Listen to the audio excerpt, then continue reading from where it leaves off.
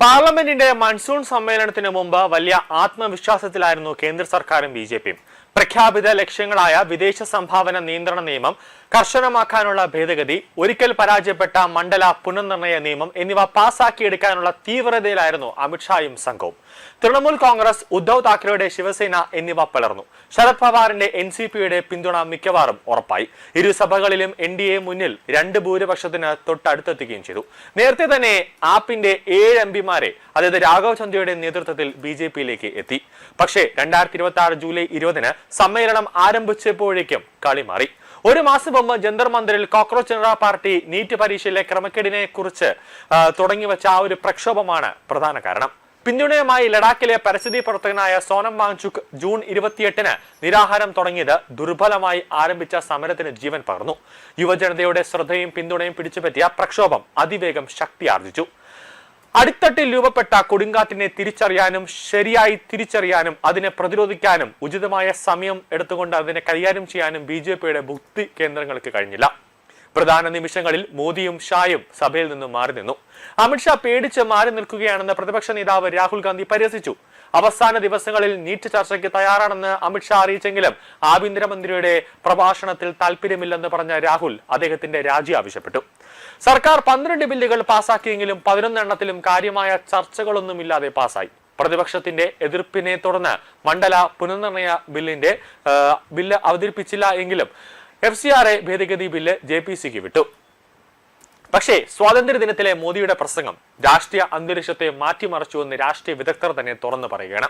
സർക്കാരും പാർട്ടിയും പ്രതിരോധത്തിൽ നിന്ന് പ്രത്യാക്രമണത്തിന് ഇറങ്ങുന്നതിന്റെ സൂചനകളുണ്ടെന്ന് പ്രധാനമന്ത്രിയുടെ പ്രസംഗത്തിൽ രാഷ്ട്രീയ വിദഗ്ധർ പറയുന്നുണ്ട്. സ്വാതന്ത്ര്യദിനം അലങ്കോലമല്ലാതെ ഗംഭീരമായി നടക്കാൻ ചില വിട്ടുവീഴ്ചകൾ ചെയ്ത കേന്ദ്രത്തിന്റെ പിന്മാറ്റം താത്കാലികമായിരുന്നുവെന്നാണ് വലതുപക്ഷ നിരീക്ഷകർ അവകാശപ്പെടുന്നത്. പ്രസംഗത്തിൽ മോദി നടത്തിയ ദിമാഗി നക്സൽ പ്രയോഗം മൺസൂൺ സമ്മേളനത്തിന്റെ പരാജയവും സർക്കാരിന്റെ വീഴ്ചകളും മറച്ചുവെക്കാനുള്ള വഴി മാറ്റൽ തന്ത്രമാണ്, ഇതിന്റെ ഭാഗമാണെന്ന് കരുതുന്നവരുമുണ്ട്. ചെങ്കോട്ടയിൽ നിന്നുള്ള മോദിയുടെ 13ാമത് പ്രസംഗം വാർഷിക ചടങ്ങിന് അപ്പുറം രാഷ്ട്രീയമായ ഒരു തിരിച്ചുവരവായി കാണുന്നവരുമുണ്ട്. ദിമാഗി നക്സലുകൾ എന്ന പ്രയോഗം രാഷ്ട്രീയ ശത്രുക്കൾക്കെതിരെ നടത്തിയ പ്രയോഗമാണെന്ന് വ്യക്തം. കാടുകളിലെ ഹത്യാരി നക്സലുകളെ ഇല്ലാതാക്കുന്നതിനാൽ നാം വിജയിച്ചു. പക്ഷേ ദിമാഗി നക്സലുകൾ ആക്രമണവും അസ്ഥിരതയും പടർത്താനുള്ള അവസരം അവർ തേടി നടക്കുകയാണ്. സമൂഹത്തെ തെറ്റായ വഴിയെ വലിച്ചഴയ്ക്കാൻ അവർ ആഗ്രഹിക്കുന്നുവെന്നാണ് മോദി പറഞ്ഞത്. മാവോയിസ്റ്റ് ചിന്താഗതിയുള്ള വ്യക്തികൾ അധികാരത്തിന്റെ ഇടനാഴികളിൽ സ്വാധീനം ഉറപ്പിച്ചിട്ടുണ്ടെന്നും അത്തരക്കാരെ ഒറ്റപ്പെടുത്തണമെന്നും അദ്ദേഹം ആഹ്വാനം ചെയ്യുന്നു.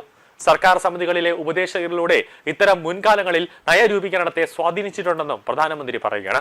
മറ്റൊരു ശ്രദ്ധേയമായ പ്രഖ്യാപനം ആഭ്യന്തരവും അല്ലാത്തതുമായ സുരക്ഷാ ഭീഷണികളിൽ നിന്ന് പൗരന്മാരെ സംരക്ഷിക്കാൻ ആധുനിക സംവിധാനങ്ങളിൽ പരിശീലനം ലഭിച്ച ജീവസ്ട്വ, അതായത് ജനകീയ പ്രതിരോധ ശൃംഖല സ്ഥാപിക്കാൻ ആഗ്രഹിക്കുന്നു എന്നതാണ് മറ്റൊന്ന്.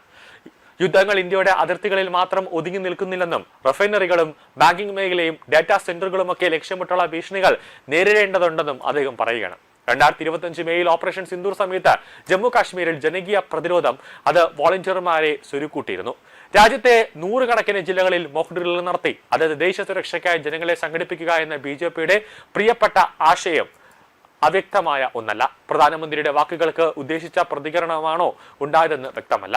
എന്നാലും മണിക്കൂറുകൾക്കകം ദിമാഗി നക്സൽ പ്രയോഗത്തിനെതിരെ ശക്തമായ ഒരു പ്രതികരണമുണ്ടായി. കോൺഗ്രസ് നേതാവ് P. ചിദംബരം ദിമാഗി നക്സൽ ആയതിൽ അഭിമാനമുണ്ടെന്ന് എക്സിൽ തിരിച്ചടിച്ചു.